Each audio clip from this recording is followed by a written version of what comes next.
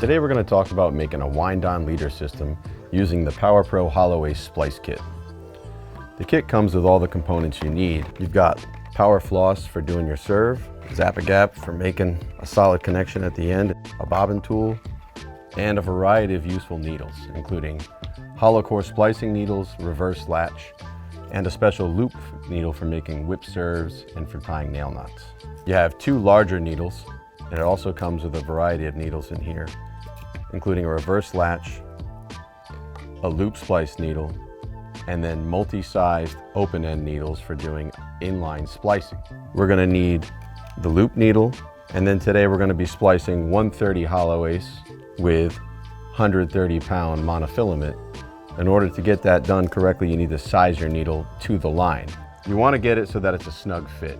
You want it to fit so that you don't have to fight it to get it in, but you also don't want it to just fall out once you serve it up inside there. So in this case, I'm selecting this needle because I'm able to get the line up to advance inside it, and it still has a little bit of a firm grip on there. It's not going to pull out during the splicing process. Find the end of your line and take your rigging needle and tip the end of it with your needle so that you get a little bit of an opening on the end, like so.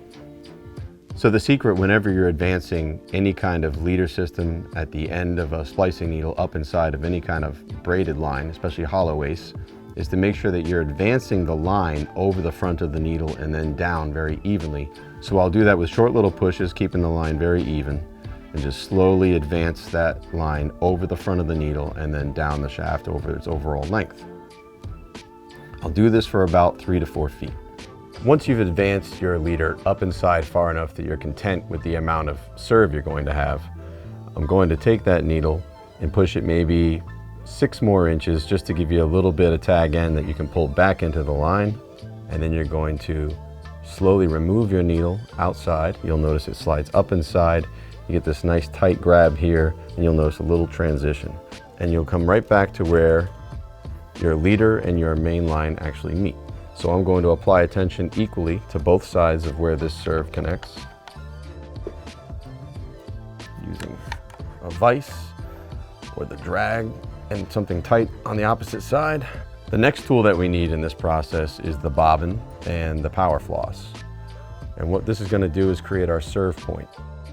The first thing you want to do is grab your bobbin, take your Powerfloss, and you want to attach this to the spool. But before you attach it on there, you want to take about 4 wraps of your Powerfloss around one of the legs on the bobbin to create a little bit of resistance, some tension.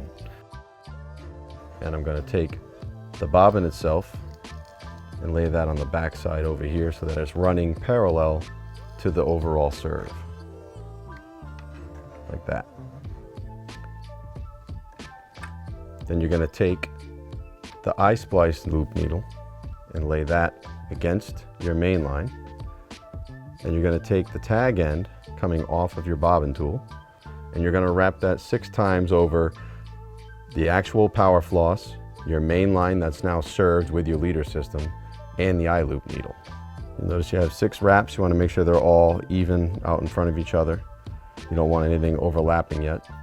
You want to take your tag end, place it through that permanent loop at the end of that I-loop needle, and you're going to take the tag end or the running end of the needle and pull that back through the entire knot, which will give you a perfect nail knot. You don't want to cinch this nail knot down yet. You want to walk it down your main line to about an inch, inch and a half from the actual serve point, and then you want to seat it down. Just enough to cinch it down there, and it's going to hold that in place. And you're going to leave this tag end. You'll notice I left about a 10-inch tag end here. This is going to come into some finish work later on at the end of this serve. So let that tag end hang. Now you grab your bobbin tool, wind it back up tight, right up against the line itself. And you're going to do a couple of nice and tight together wraps, leading back towards your leader system, like so.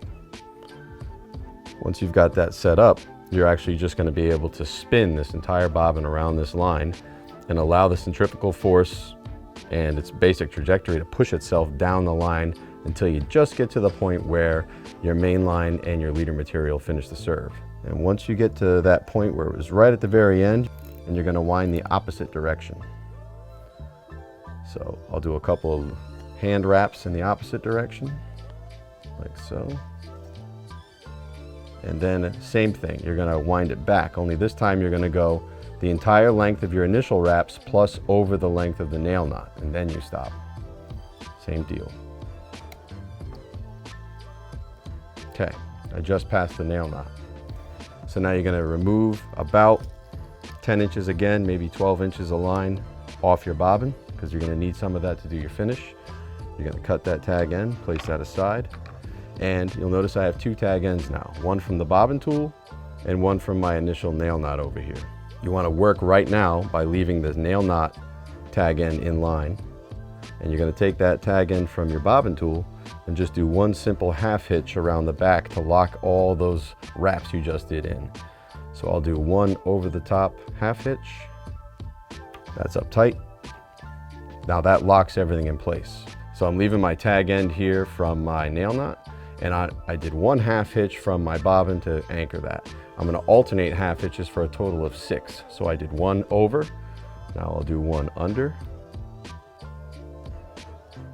That makes 2, one over. Now I'm going to take my tag end from the nail knot and do the same exact thing on its own, but with the tag end from the bobbin in line. So I'm keeping that bobbin line in line. It's going to be one over, one under.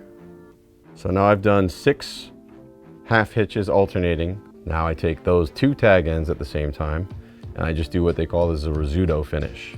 And you can do that 3 to 5 turns. Keep it clean. 1, 2, 3. You notice it looks like a triple hitch.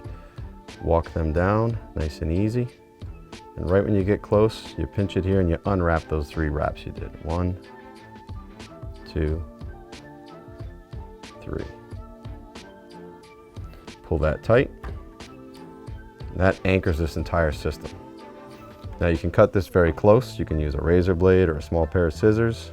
A little tiny tag there is no big issue at all. So next you're going to take the Zap-A-Gap and you're going to run that down the entire length of the knot while rotating it. And you end up with a very seamless, clean serve that creates the ultimate strength without sacrificing profile.